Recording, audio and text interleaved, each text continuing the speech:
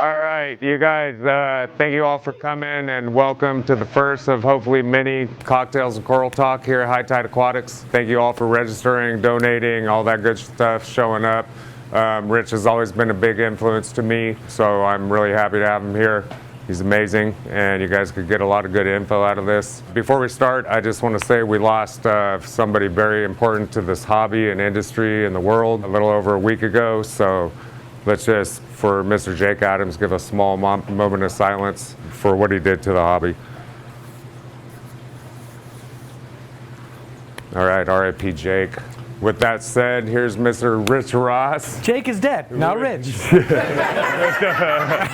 Managing algae and reef tanks. It's not about your nutrients. Thanks, Kenny.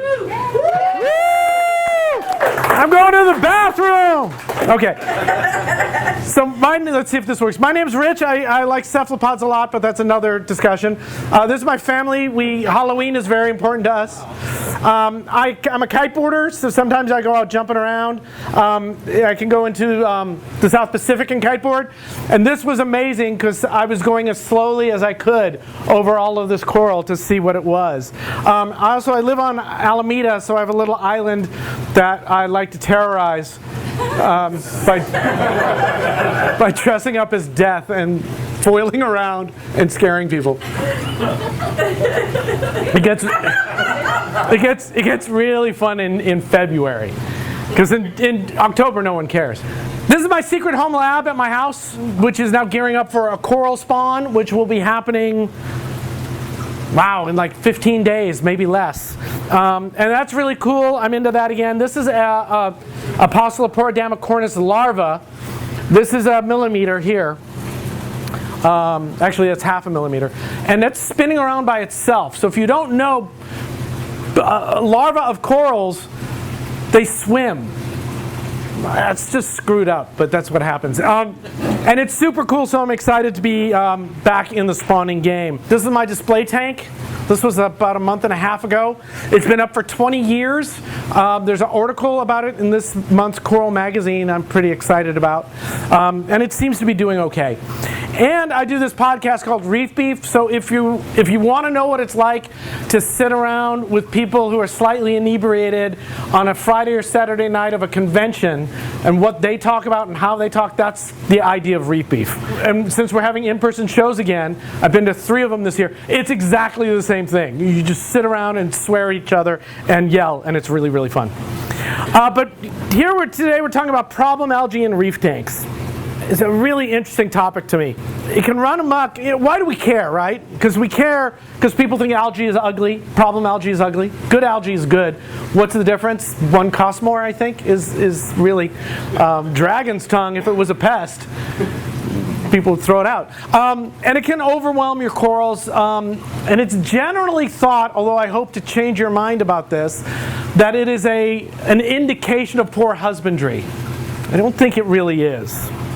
So, algae problems, common advice, and spot the typo. I put a typo in to see who's paying attention. I usually don't ask people to look for it, but there is one in here. Common advice, we'll just go through this quickly. Chemicals, wait it out, lower your nutrients, manual remover, herbivores, thoughts and prayers. I thought I had taken that out, but it didn't. Apparently I left that in. People usually do all these things at the same time, and then whatever the last thing they remember doing is the thing that they claim fixed their problem. So all of these work, and none of these work. It's a terrible situation for us to be in. So let's talk about them a little bit. Additives to control algae. I think they're a terrible idea. I hate them. I think I say everything boldly and then I'll qualify it. This one I always hated, and it turns out that this one is just algicide. So there's a good reason to hate it. This one smelled goofy from the beginning and did not have the million monkey support that I've come to count on from the hobby, right? So no manufacturers in the hobby test anything. Cover your ears, Kenny. They just put it out and kind of see what happens and hope they have an idea about it, right? And then hobbyists go, miracle in a bottle, I'll use it. Or new pump, I'll use it. Let's see how it goes. And then we get a million people trying it, and then we have some good, useful anecdote about whether it does something or not, right? This one always came back sketchy. This one always had equal amounts of people who said it was great and equal amounts of people who said it killed their stuff. That's not good enough. Killing your stuff is a big red flag for additives that you're putting into your tank to not kill stuff. So it turns out some people did some really robust testing on it. Turns out there's a real good reason why this one doesn't really work in the way they said it was. This one, fluconazole, is a little bit different. Enough people that I take seriously have tried it seriously and have had decent results with it without problems. Science-y people who I talk to about it seem to go, yeah, it makes some sense. But most importantly, we aren't seeing 50% reports of people wiping out their entire tank with it. I don't like these kinds of additives because even if they're, ChemiClean's another one. That's not really for algae though, which is why it's not in this talk. That works. People have, most of the problems with ChemiClean is people putting it in and not treating their tank correctly during the treatment. But we spend all this time, or we should be spending all this time, getting your tank stable, right? Stability. Your corals are very plastic. Your animals are very adaptable. They can live in sewer water. They can live in clean water. If you get it stable, they kind of relax and figure out how to live in the environment you've given it to them. Everything else is just dicking around with details. Forgive my French. It's not my podcast. This is Kenny's store. I apologize. I will not say dickin' again. Damn it, I just did.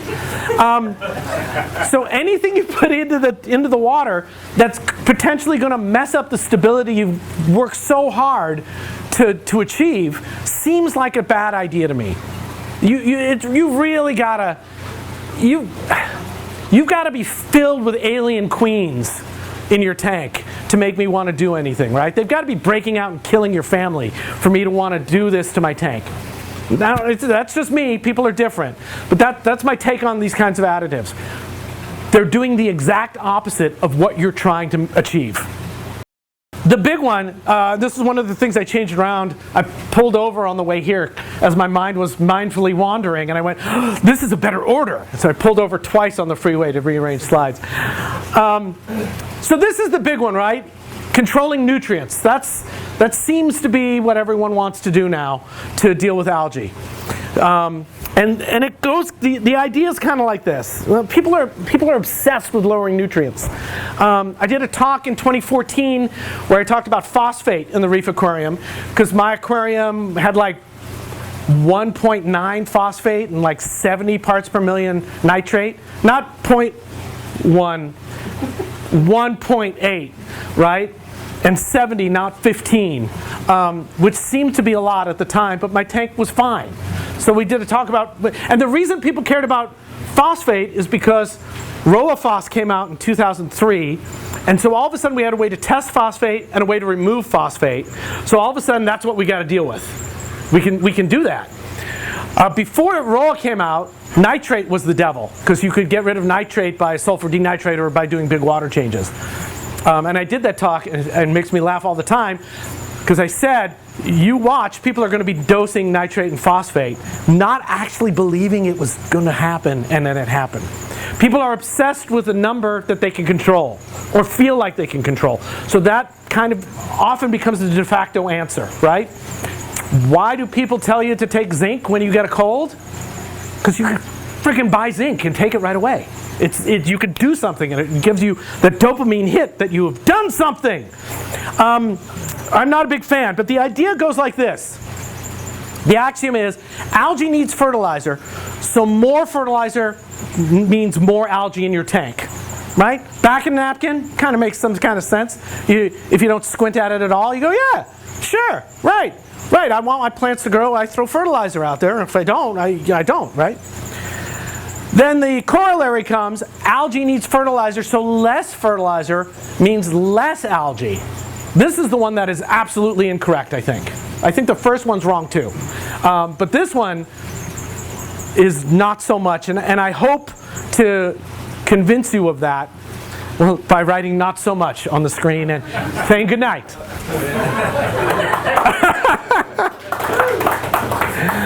Why do I say not so much? Because again, just like the Vibrant, I don't know why I'm pretending like I can't say the name of the terrible product that killed people's stuff. They're going to sue.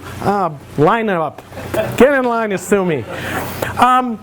We have too many counterexamples to low nutrients. There are too many tanks that have low nutrients and no algae.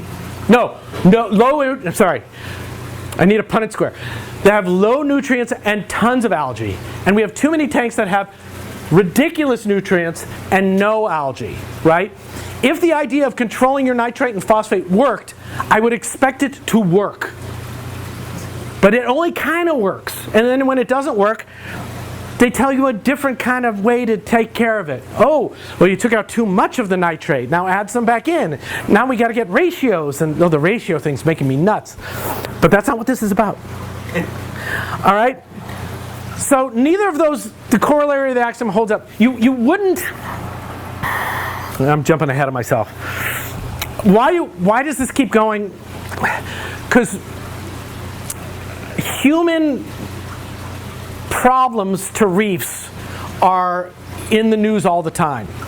And the ones that get most of the play are high nutrients, runoff, right? Runoff and siltation, but everyone forgets about siltation because everyone wants their road. But we can yell at golf courses for their runoff, right? But it's not a single factor that's making algae grow, even in these eutrophic events that we see. We have the red tide here, right, in the bay. Is everyone from the bay? Does everyone not know about the red tide? We had a nasty red tide that lasted for a month and a half this year. Started by my house. But I still kited because I don't care. That's the kind of guy I am. And the news got a hold of the story after about 4 weeks when stuff started dying in other parts of the bay, not by Alameda. And one of the bay keepers said that the problem was the nitrate and the phosphate coming out of our water sewage treatment plants. Now there is nitrate and phosphate coming out of our water sewage treatment plants. We're not doing a very good job about getting rid of that. And yes, that can be problematic. But that's not the only thing that was happening this year, right? It was really hot. We had no rain. And those are two things that are classically linked to red algae blooms, right? Fertilizer is there anyway, and I'll explain. Right, because it's not like last year there was no red algae. It just didn't bloom. So people are taking these extreme events, like a red tide, or like, they talk about in the Caribbean, the reefs become algae dominated because of pollution, again, is what they say. But all the herbivores have been fished out, and in the 80s, almost all the diadema's died off. So it's not just, there's not just one leg on the table. There's a lot of legs on these tables. And being people, we like to want to simplify anything so we can put it in a little box and understand it. But then we forget to remember, that's a stupid thing to say, we forget to remember that there's all this other crap that's connected to it as well that we have to pay attention to. Back of the napkin anecdote is great to get moving, but at some point you got to go, does this actually work? Instead of just going, I got a napkin, right? So let's see if I forgot anything there. Nope, that's good. So the other thing we have going on is this is a wild reef. I think this is Palau. And there's no algae in this picture, right? So people think, oh, well, there's no algae on the reefs. Why don't we just try to be like the reefs? Here's another picture. That's a lot of coral cover. No algae. That's a lie. There's algae everywhere in this picture. You just don't see it, right? There's a constant battle for real estate on the reef between algae and corals, right? Algae is way better at life than coral is. Like, way better. That's why it's so much older and why it will grow in your gutter. Really good at life. And I'm not kidding about the gutter. Like in coral farms in the South Pacific I've been to, some of the best coral growth is in the raceway where all the scum water goes to go back out into the ocean, right? They're very adaptable. And what algae needs to survive, it will scavenge very quickly in very small amounts, and it doesn't need a lot. Average nitrate Nitrate levels on the wild reefs are less than 0.2. 0.2. What are we aiming for nowadays? What are people aiming for nitrate? 5 to 10, 10 to 15, right? 33, that's the right. Yeah, now I'm starting to get pissed off at people who are like, oh, 20 is a good number. You called me a jackass 5 years ago.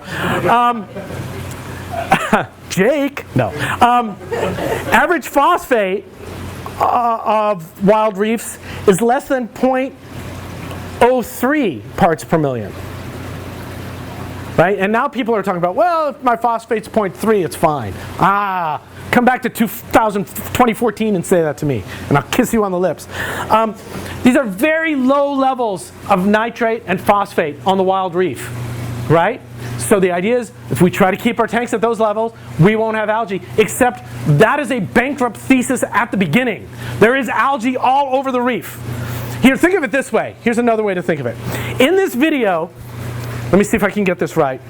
The cat are your corals. The food is the nutrients in your tank. And the duck is your algae. Behold.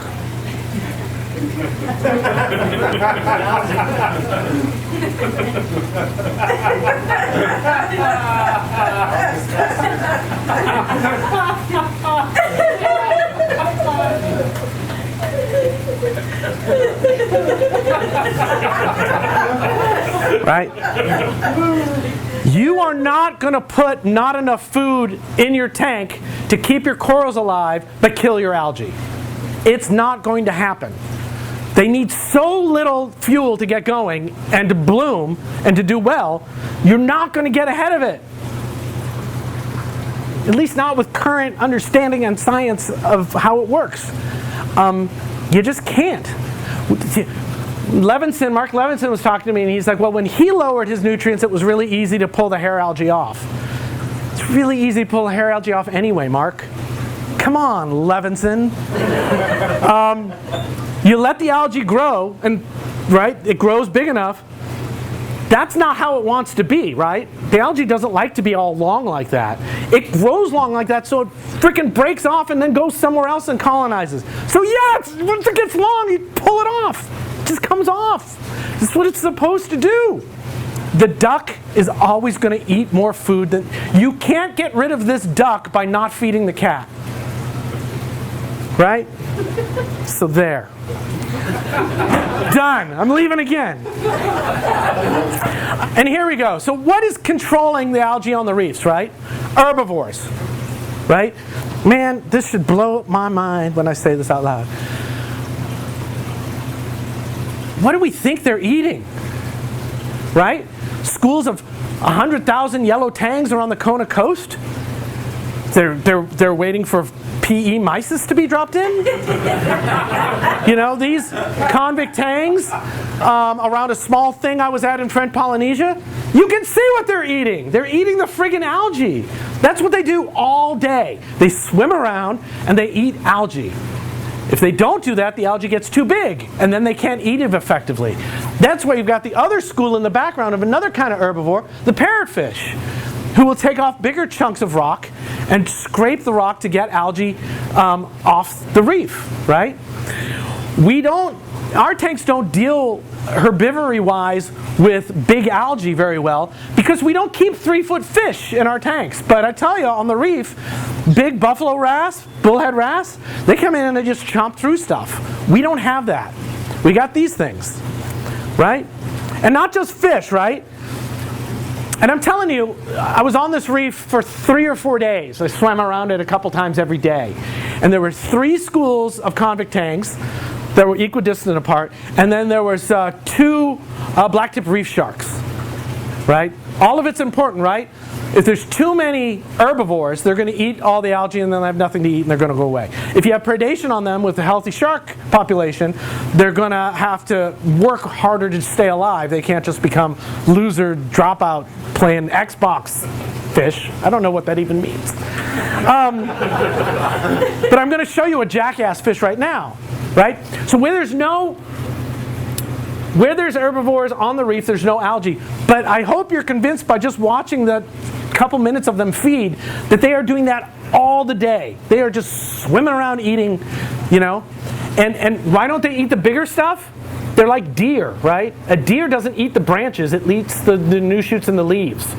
The size herbivores we have want yummy new growth that's easy to digest. They don't want to eat twigs. So I'm getting ahead of myself because I'm excited. But that's why there's not many herbivores that are really going to do a consistent, repeatable, reliable job of mowing down big algae. Some of them will, individuals. I'm getting there. I'm going to show you a jackass fish. No algae, right? This is a different reef actually, but you can see inside of this coral, there's this jackass fish. Actually, there's 1 billion of them in there. And you can see that's a damsel, and you can see all underneath in there, see the algae's all growing? Right? The algae's all growing because these jackass fish are chasing all the other fish away because they like the algae. It smells good, or the babies need it. What a jerk. Look at that guy. I wish I had planned that. I'm going to plan that from now on, that it's going to stop there. So they farm the algae to lay their eggs on it, or whatever the hell stupid, horrible fish do. But where there's no sharks, there's too many of these. And the herbivores go away. That's what this area was. This was a reclaimed area. And every coral bommy was mostly algae inside because of these fish. No sharks.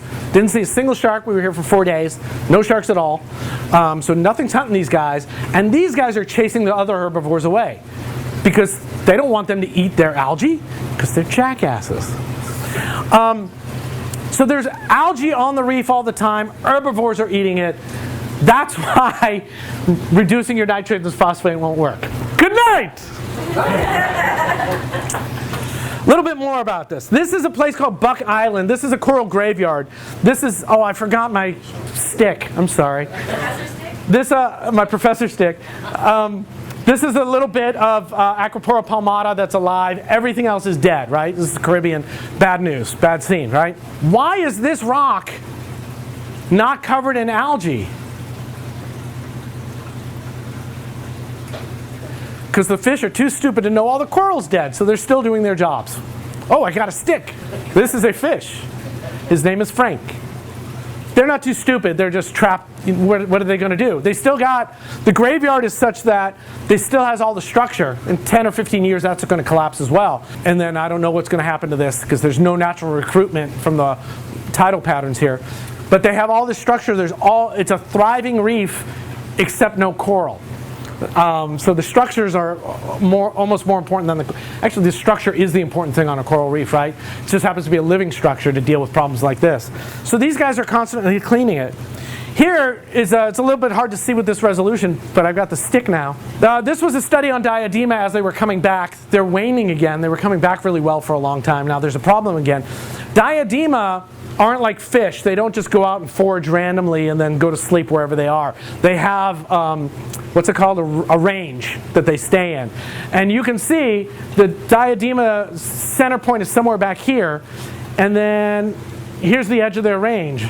And on this side, all kinds of algae. And on this side, no algae. I think the diadema are probably doing something with nucleation sites to precipitate the phosphate and the nitrate out into little, no, they're eating it and pooping it out. That's what they're doing. So this is my tank. It looks very bleached out on this light. I hope it looks better than that. You know, I don't know. I don't see color well, so if you've seen pictures of my tank or my tank in person, tell me if the colors of my corals are terrible, because I literally don't know. And Aaron telling me anything is useless right now, because I know he's screwing with me. But there's a lot of growth, there's a lot of stuff in there. No algae, right? This whole thing started because I noticed that 5 years ago I was getting some ova growth in the tank. I was like, what the hell is that about? And it turned out that I had pulled a fox face out because he was eating stuff, and that the rest of my herbivore population dropped as well. I replaced them, right? That's when the phosphate was 2, and for all intents and purposes the nitrate was 100, right? Those are big numbers that even scared me. But more herbivores, algae problem went away. Except for one spot in my tank. This spot! This is the Eurobrace on the front right corner of my tank. Clearly my tank is not leveled perfectly. This usually stays damp. If I'm not paying much attention to my overflows, the entire Eurobrace gets damp. And it grows a crap ton of this algae on it because the herbivores can't get to it because it's not in the water. So the algae is there, just like on the wild reef, you're just not seeing it. Another example. This is a pan. I don't know what this is. Oh, this is my frag tank. Anyway, I went away, something happened and the snails died, or I forgot to put the snails in, and I came back a week later and it was covered in algae, you know, a filmy kind of algae on the bottom.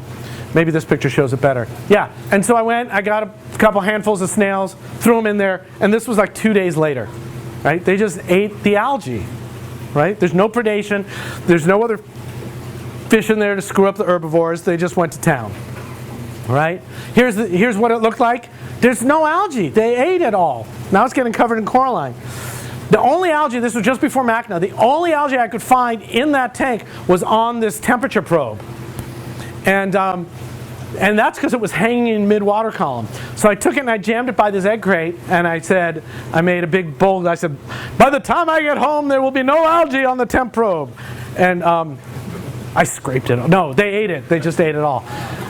So it's herbivoral access. So there's different problems though, right? A mature tank dealing with algae is different than a new tank. And I think this is also where a lot of our issue comes from.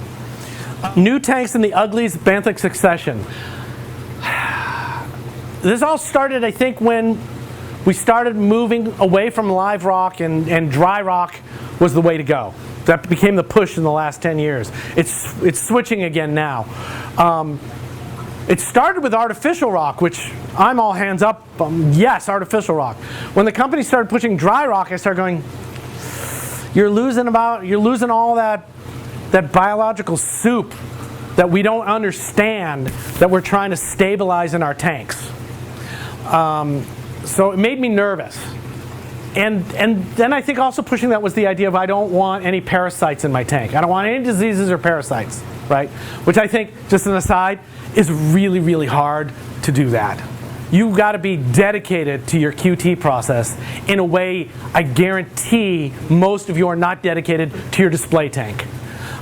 It's just really hard to push things through quarantine well and keep them alive and keep them healthy. It's really hard to do with corals.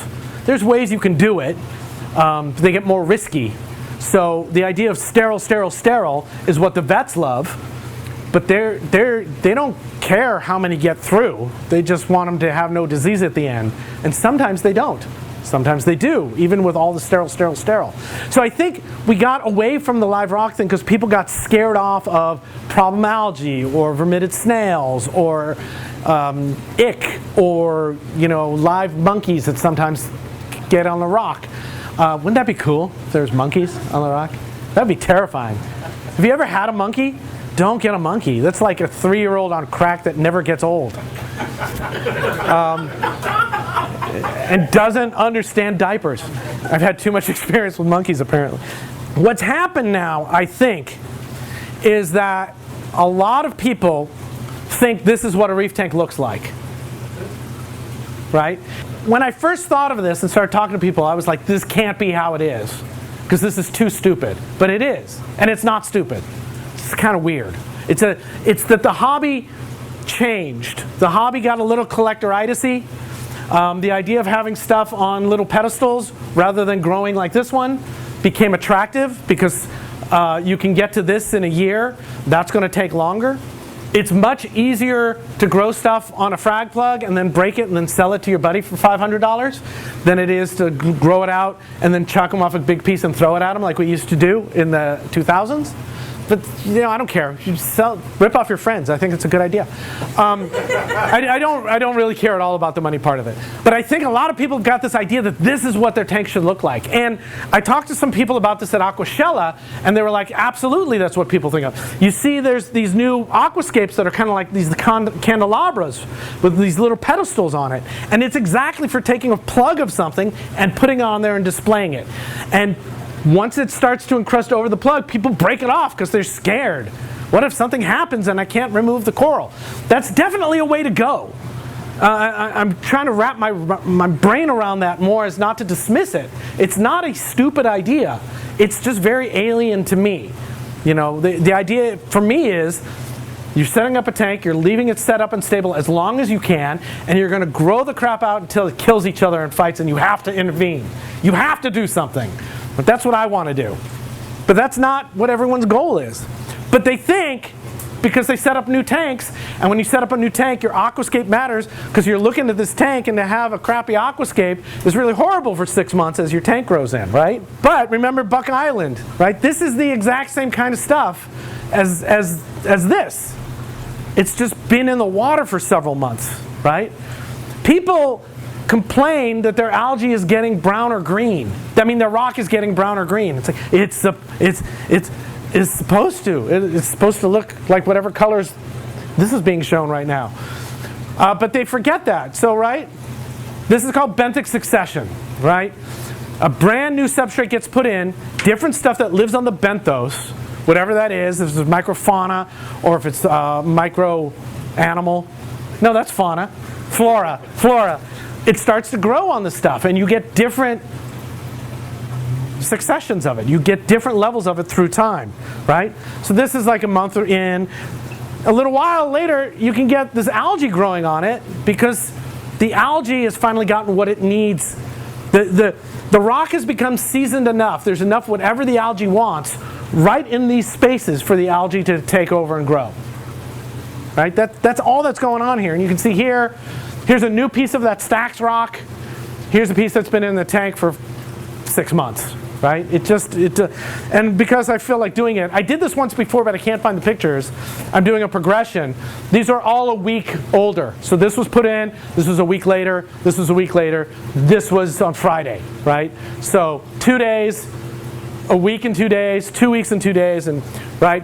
And so by the end, you'll see, oh, this has already got coralline on it too. That's fast. So you need that succession. And what happens in that succession is that different thing grows there that stops other things from growing there, right? One of the easiest things to grow are going to be diatoms. Once the diatoms burn themselves out, or bigger algae come in and jump on this area, which is why I think sometimes we see a lot of diatoms on the substrate, because the substrate rolls. It doesn't have time to get the succession on it. Then the diatoms can't grow as well, right? Eventually, it becomes mature, and you might get big rafts of coralline algae, which I tell you will come with their own problems. Coralline algae, there's like 50 species, and some of them are really aggressive, and some of them aren't.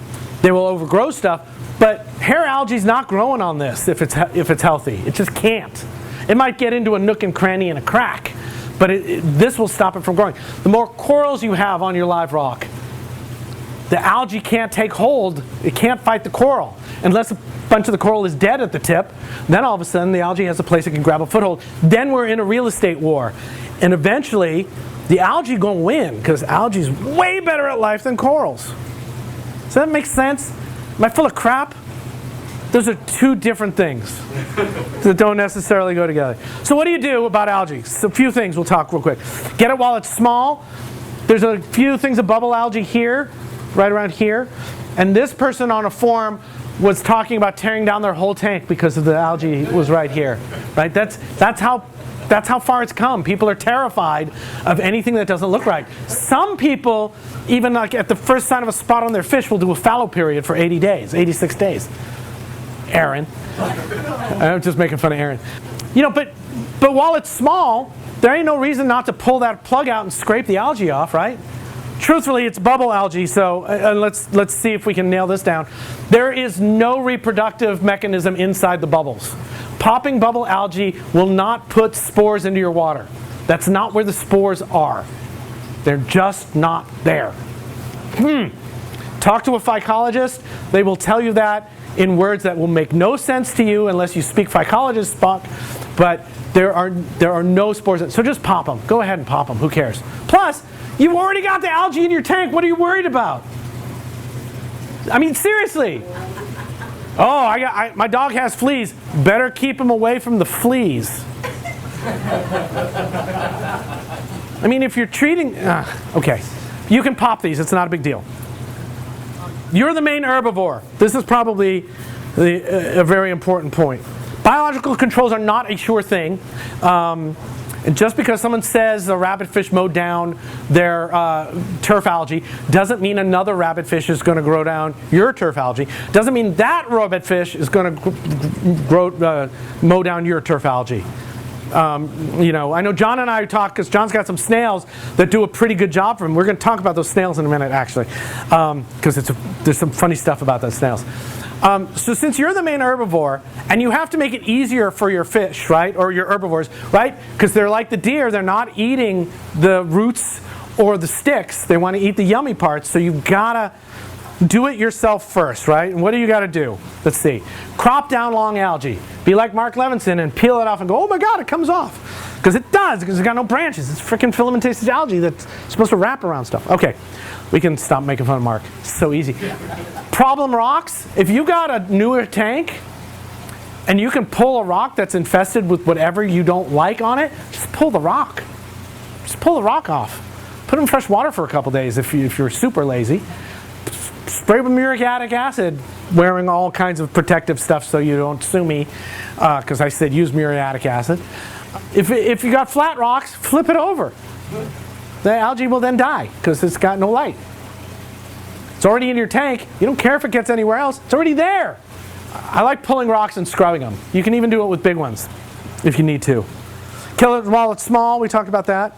Clipped infected areas. So if this is your rock, remember I showed you that picture where the little points kind of had algae on them? Just get in there with your bone shears and clip it off or scrape it. It comes right off, right? With bone shears, right? Smother it with epoxy. This is one that I'm still shocked that more people don't do. If you've got a little patch of algae, take some 2-part epoxy stick, make a pancake, put it over it. If you don't like how that looks, put a coral on top of it. You can leave it forever, or you come back in a month or two and peel it off, because that aqua stick stuff just breaks really easily. But it will stop all the light from getting it. At the academy, I used to work at the academy in the big tank there, we had a bryopsis patch that was growing, right? And I was like, we need to nuke it from space, it's bryopsis. They're like, let's lower the nutrients. Like, we've been trying to lower nutrients for 5 years, we can't do that. No, well, let's see what it does. We know what it's going to do, it's bryopsis. This is one of the ones we know is bad, we should do. Eventually got about this big, and I finally got permission to epoxy it. And I took Z-Spar. I don't know if you know, I know Daniel knows what Z-Spar is. It's a marine epoxy. It's like $250 a gallon, and you need 2 gallons. And made a huge ball of it, big pancakes, spread it over this 1/2 meter wide thing of bryopsis, sealed it, went over and sealed the holes, sealed it around the edges, gone. Never. Now that stuff never comes off, right? That's, you hammer and chisel the Z-Spar off, but it contained the algae. Nothing, it couldn't die and get anywhere else. It just sat there and croaked out, and we never had a problem with it anywhere else in the tank.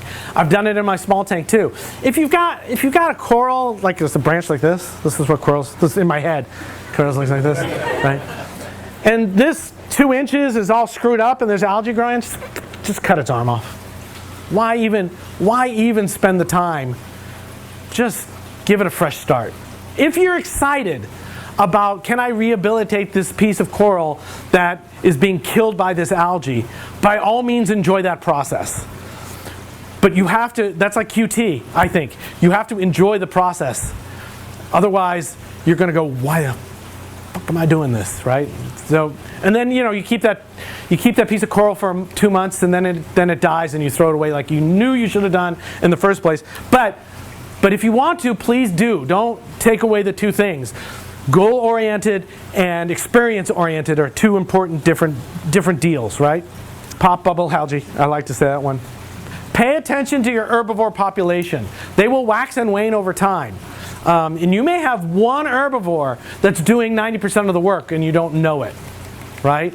So that's why, we'll get to herbivores that I like in a minute, but that's why we generally recommend a bunch of different ones. But we also recommend you get ones that you like because they might not do what you want them to do, right? So this idea that all our testing now is to the third decimal place and so we can trust it, we know what's going on, isn't true. It's not, it just practically doesn't work out that way. We are still art and science. There's still at least 50% art to keeping one of these alive. So if you don't enjoy the struggle of the sciencey part, man, forget that part. Do the fun part of the hobby for you. If you do love that part, if it's very exciting for you, you know, you're talking to the guy who tries to breed octopuses. That's the stupidest thing anyone could do, right? 4 years of my life like this. Oh, I hope it eats this. I hope it eats that. Oh, how cool, it almost ate it. That's a waste of 4 years. And it wasn't. It was really fun because I enjoyed it. But I wasn't like, we have to get these octopuses at the end. It would have been nice if it had been successful. But herbivores I don't like. There's only really a couple. And I don't like them for a weird reason. I don't like the sea hares, and I don't like the sea slugs, the Crispitata, Elysia. And I don't like them because they are obligate algivores, which means most of the time, after they eat your algae, if they eat it, they then die. And that seems like getting a goat to control your lawn and then not feeding the goat. It just seems waiting for the goat to die, and then if it dies, you get a new goat because now you have lawn again. It just seems, it doesn't jive well with me. If these were captive bred, hit them with a hammer, all you want. But they're not. They're pulled out of the ocean. They're flown 15,000 miles to starve in your tank. I think Kenny does a really good job with them here. He has a few, and he moves them around as needed. That's the way to do it. I think a lot of hobbyists say, I'm going to do that, and then they don't. Because most people just want to have the fun part of the hobby, and driving a slug around to somebody else's house before it dies isn't on most people's lists of fun. Some people do it, most people don't, right? And these ones are even harder. I think they only eat Bryopsis, if I remember correctly. So these ones are a real pain in the ass. And your tank isn't really set up for these, right? The flow is really strong. It's not what these want. These don't want, you know, these go like this and hide during the high flow, and then when the flow calms down, you know, in the tidal cycle, then they come out and run around, and then they go hide again. So I guess if you're going to do it, at least, you know, give them some time when they can get out. And most of the time they end up stuck to a filter. It's just, you know, they get weak and they get stuck to a filter. Rich gave an uplifting talk about how we all... Herbivores I like. I really like tuxedo urchins, Melspina. And I really like captive bred ones because you get them really small. And the really small ones get into the nooks and crannies you want to have be cleaned of algae, right? So they're great. Bigger ones might not be able to get in the nook and cranny you want. So if you can get these small, these are kind of my favorite. They carry stuff around, but there's the Caribbean version of this, the light of kindness. It's all gray. I say gray, but I don't know what color that is. It's not colorful because I don't see color very well. They will carry the stuff around a lot. They're the ones you see a lot in the pictures with the hats, the 3D printed hats, which I love. We've spent so much time trying to get plastic out of the ocean, but let's put it in our tanks in a little hat. So great. People are wonderful. So urchins I like a lot as a part of your herbivore crew. Some fish I think are great. Some fish I think are not so great. This fish is a dick. Yeah, it doesn't look like one. Even in a 150-gallon tank, this fish will almost invariably turn out to be a jackass. And will be a real pain and will end up doing circles, right? I'm not saying don't get one. They're beautiful fish. I've had several of them in the last 30 years. They're beautiful. I love them. I can't say I was unhappy when they died because they're mean. I don't have a big enough tank for them. If I had an 8-foot-long tank, I would probably have one of them because I think they're cool. The Sohol tang, oh man, you're just asking for problems with that. But a yellow tang, they're all right. They don't really beat that much stuff up unless you're trying to have 50 different tangs because you want to collect every tang and have all the tangs because you're a tang person. Then you're going to get some interspecies aggression. You know, yellow tang's fine, a coal tang's fine, or coaly tang. I'm so Hawaiian, yeah? Want a scrap bra? Kole? Achilles tang? Don't get an Achilles tang. Don't. They get really big. They're really mean. They're really cool, but you gotta have an exit strategy with a fish like that. I mean, unless you're an idiot like me with octopuses. If those tangs are your favorite fishes that have ever existed, by all means, set up a system for them. But don't try to put them in a 20-gallon tank. Don't try to put them in a 55. It's just okay. So yeah, jerkfish. These fish are generally not jerks. This one you can get captive bred, so you can hit with a hammer if you want. So I kind of don't. I used to show a video of my Dr. Seuss fish eating clownfish, right? Because I think that clownfish are the animals we should be using for marine predators. Because we cull 90% of clownfish hatches. So for every 10 fish, there's 90 that we kill and throw away. I just made that number up, but it sounds good. David would know, is it 90%? Can't be, it's got to be less, right? We called a lot less than that. Like 40%? No. For me, it was closer to 10, 15%. 10 or 15%? You were doing small batches though, right? Yeah. Yeah. I have just up to 400 or so at a time. Oh, okay, great. So we take David's pie in the sky rosy colored glasses number of 10%. That's still 10 fish we're throwing away out of every 100 for no reason, and people need to feed them. So I used to show this and talk about that and say, you know, once you've taken it out of the ecosystem and you've captive bred it, it's like a cow, so you can treat it like a cow if you want. If you want to hit it with a hammer, that's fine. But that's hitting with a hammer. I'm not saying like leave it on the ground and watch it die for an hour. Hitting it with a hammer is actually a pretty humane way to off a fish. It seems horrible and terrible, but it's one of the good ways to do it. Anyway, now I'm getting really weird. These fish can get a little big and can get a taste for zoanthids and some other corals as well. They start to eat around the margins. They start to pick because they get really efficient at the algae they like. And as they pick around the margins of the coral, they kind of sometimes eat some of that coral, and then they kind of go, oh, I can see eating this. This is like a Twinkie. And then they eat that, and then they get huge, and you have to do something with them. So again, that's the caveat about herbivores. Get one of these because you kind of like the fish, because it might turn around and start eating something else you like, right? Snails. What kind of snails are these? What are they, Kenny? Trochus. And what's the other ones you have with the spiral on them? And these are astrias. Yeah, astraeas, excuse me. Yeah. So those are the two I like, mostly, because I think they do a pretty good job. These are the ones that can't right themselves, and the trochus are the ones that can right them. Trochus way better, which is why they're more expensive. Don't feed trochus to your mantis shrimp. Collect food for your mantis shrimp. Anyway, I like those kinds of snails. Sarin snails, they seem okay, but I've never seen them really seem like they've done a really oomphy job for me. Here's John's snail. What are you guys calling the margarita snail? Mexican turbo? Mexican turbo. So John's got some that pretty reliably mow down big algae in his tank. I got some that ignore big algae in my tank. Because in one of the lab tanks I have some algae sometimes. This is really interesting. All of the herbivores can have their own idea of what they actually like to eat, right? When these guys were coming to fame in the early noughts, it was like, oh yeah, these are the snails you want to eat your algae. And then we got the reports, just like we did with the vibrant, man, they're not eating my algae. 50% of the reports, they're not eating them. And then somebody, I think it was Gresham, oh, he's going to hate me for saying, he was like, well, you got to get them from the right part of Mexico. Which like, smacked him in the knee with a bat for saying that, because that's insane. It's not that. But they're not all the same species. They're not all the same species, but no one is going to bother to try to figure out the species. You can get them in the summer. It's not the same ones like that. Oh yeah? So, they won't collect them in the heat of the summer. So you want them in the summer? If you can find them in the summer, it's not the right snail. It's not the right snail. It's not the one I have. It's not the one you have. I think maybe next time I'll let the algae grow. I just cleaned it, but it'll be back in a couple weeks. Maybe I'll borrow one of your snails and see if he mows it down.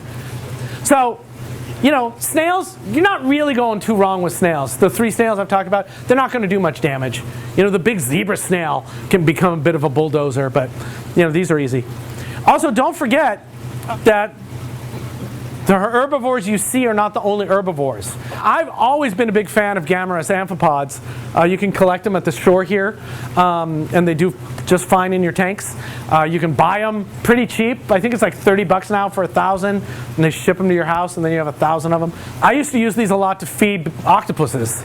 So I constantly did the Paul B thing, where I'm throwing stuff in my tank, but I'm not going to tell you it cures cancer. But they do eat a bunch of stuff. So, inoculate once in a while. Yeah, I don't know if you need to go to Algae Barn and spend $500 on whatever they've got, but inoculate. If you got a friend who's got a reef tank by you, have them throw some rocks in their sump for a couple months and then put them in your system. And you'll get all the microfauna that they've got. You don't have to, it doesn't have to come to you through the mail in a jar. Octopus eat pods? Octopus, some depends on the size, and it depends on the pod. So probably, for that size, you're probably looking at snails. So this is the horror show we're all trying to avoid. My feeling on this is you've done something way wrong in the past already and didn't realize something problematic was happening for too long. You cannot throw a tang in here and this will go away. This is a problem, right? So what do you do with the horror? It doesn't have to be crushing. It's not a crushing horror. It's not the end of the world, right? I think people are getting this idea, and it's Walter Addy's fault for this idea of a tank we never have to touch.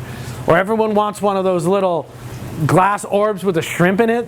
That's a pet. That's a perfect pet because you never have to do anything to it. I think people want their reef tanks to be no maintenance. And I think that's probably get a different hobby.